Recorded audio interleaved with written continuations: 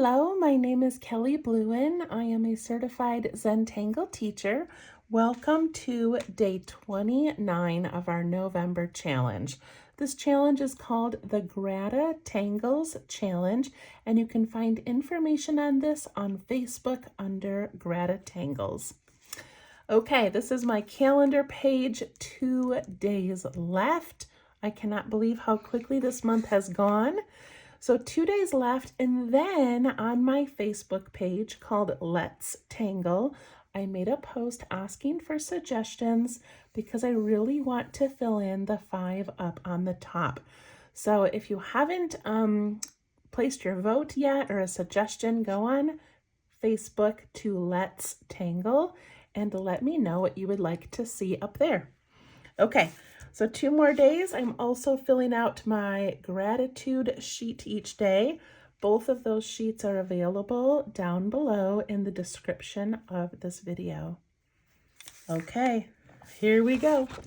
I like to write the name of the tangle and the artist on the back. So day 29, and this is one of my favorite tangles. I have not done it in a little while, but I absolutely love this one. It is called Verve by JJ La Barbera. Oh, she's not a CZT. Not a CZT. I don't think. All right, Verve. Such a fun one. You guys are gonna love this. All right, I cannot believe we've only got 2 spaces left. Right, let's zoom in a bit. All right, and you're gonna love these last 2 tangles. I feel like I have loved all of the ones that we've had this month. They're just, I don't know, they've just been very different from each other. They've been very fun. Not too many stressful ones, definitely a couple, but I won't name names. But for the most part, I have loved every single one, difficult or not difficult. Okay, so this one is called Verve. I'm going to use my pen, but if you would like to start in pencil, you sure can. Okay, so I'm just gonna do this one time. Verve is, all these tangles, of course, are very repeatable and wonderful to build on themselves or build on each other. But this one we're just going to do once and fill this space. Okay, so it begins with a little circle. And I'm going to fill my circle in, but I'm going to leave a little bit of a reflection in the top. And then I'm going to ink in the rest of it.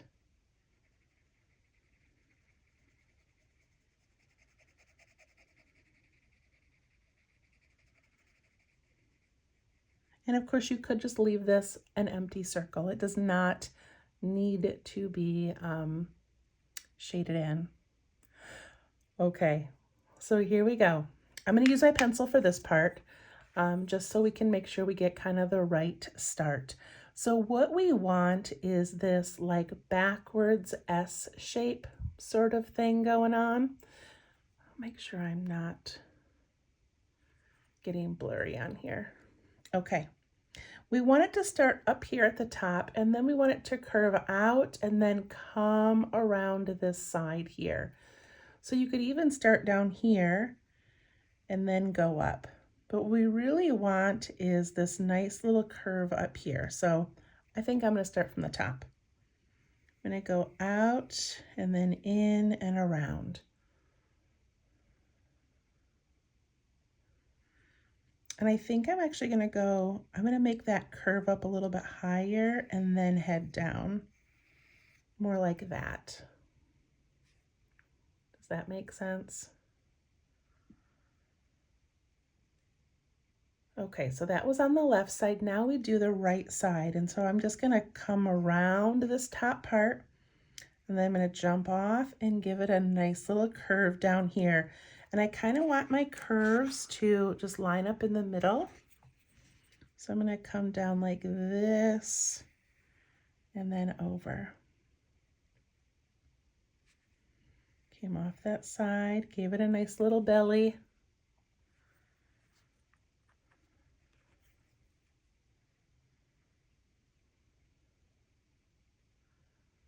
Okay. Then I take my pen and I'm just going to trace over those little curves. This one I adjusted a little bit.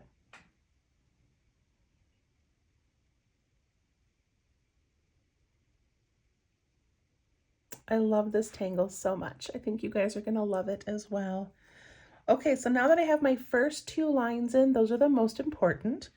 And now we do some auras. So I'm going to aura this line here, but I'm going to start it way over here. Okay, so the opposite, like the opposite side and the top part of the circle. So I'm going to very carefully put in this little line that's going to aura all the way down.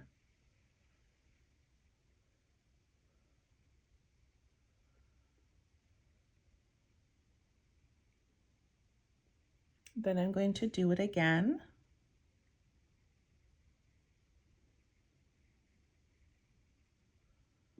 We want to keep that nice little curve in there.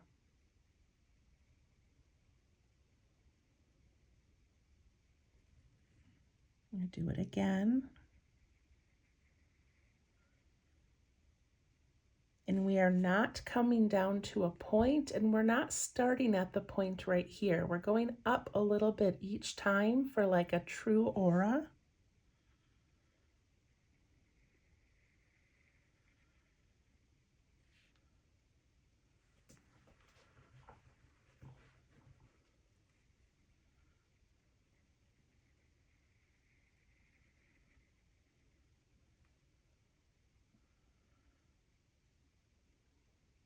Now I'm going to leave that side alone for a moment, and I'm going to go to the other side.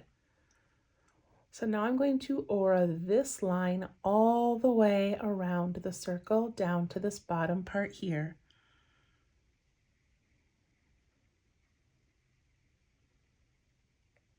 And I'm trying to keep these a similar size each time.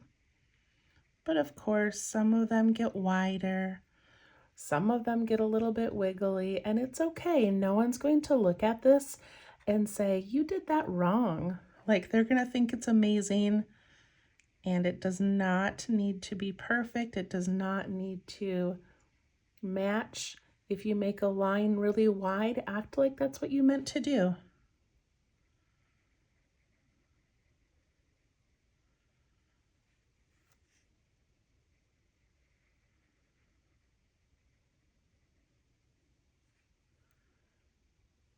And then I'm going to stop right there for a moment.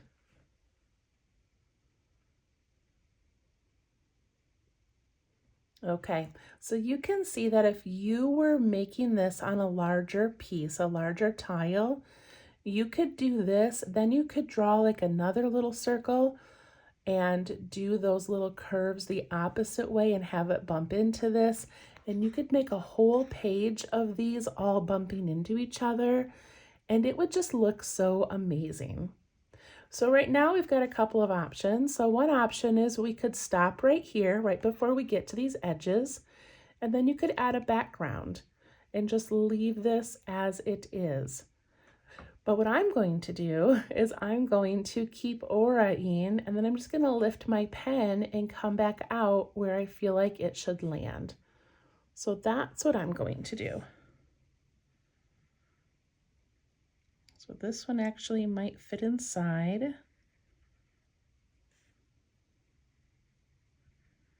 Then this one, I just lift my pen and then come out down here. Lift my pen. And then I just filled in those little spaces up there. So down here, I'm gonna aura.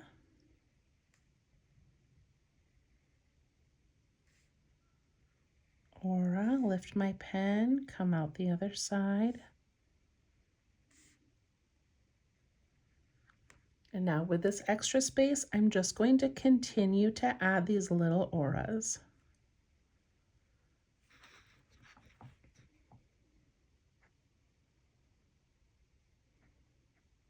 And we have made Verve from JJ La Barbera.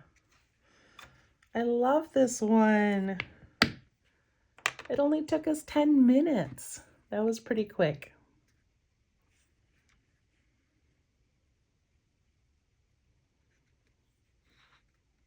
All right, did you get yours done? All right, I'm gonna do some quick shading and then that's going to be it for this one.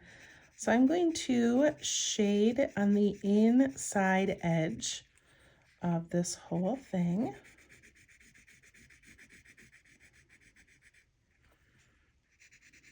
I try to make sure my pencil goes right up against that line.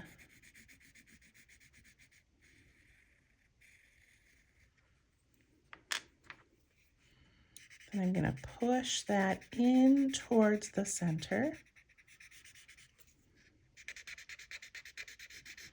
Just a little bit. You don't need to push it all the way.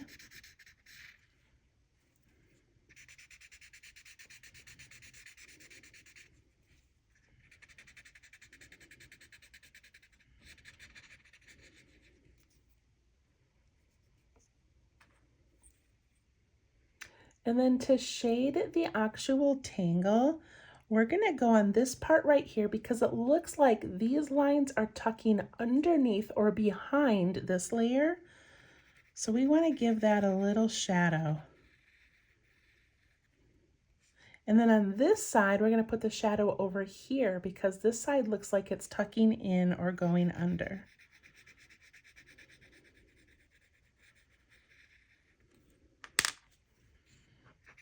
And when I push this out and away from that line, it gives this cute little shadow.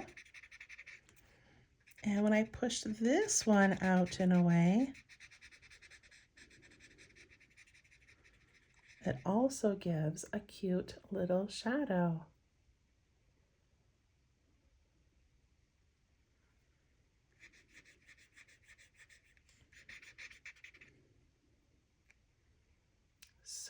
So pretty. I just love that. So that is the end of Verve. However, you know, in Zentangle, nothing's ever complete. You can keep adding more. So if you wanted to, you could just leave this empty, or you could decorate some of these little areas, like just add some embellishments. So what if I take one of these lines and I put in some little orbs? You do not need to do this, but this is how I use the Zentangle method when I draw. I draw a pattern, I connect it to another pattern, and then I go back and I just add these little lines or embellishments, and I just don't ever want to stop. Just filling in those little empty spaces around those circles.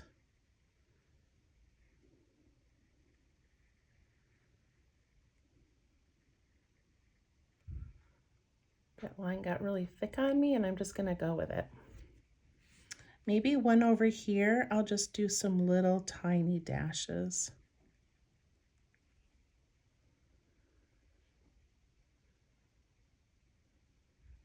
Isn't that kind of fun? So if you want, you could do that, but of course you don't need to.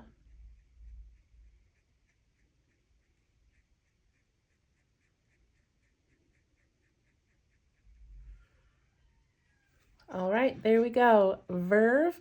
I hope you loved it. We will see you tomorrow for day 30, and you are going to love day 30.